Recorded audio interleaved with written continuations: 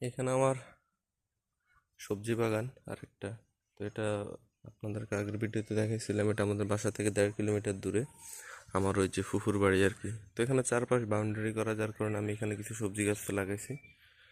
তো আজকে এগুলো থেকে আমি সবজি সংগ্রহ করছি, আপনার কদুর শাক সংগ্রহ করছি এখান থেকে, কদু গাছগুলো থেকে। তো দেখতে পাচ্ছিলাম যে একটা কদু আছে, যেগুলো টমেটো গাছ, এই কদু গাছগুলো, এগুলো টমেটো গাছ। এই যে এখানে একটা কদু, তো এই কদুটা আর কি এখন নিয়ে নেব খাওয়ার জন্য। এই যে দেখতে পাচ্ছেন কদুটা, আর এগুলো সব কদু শাক। এই যে কদু গাছ, তো এখান থেকে আমি কদুর শাক নিয়েছিলাম। তো আজকে কদুর শাক আর এগুলা কদুর শাক।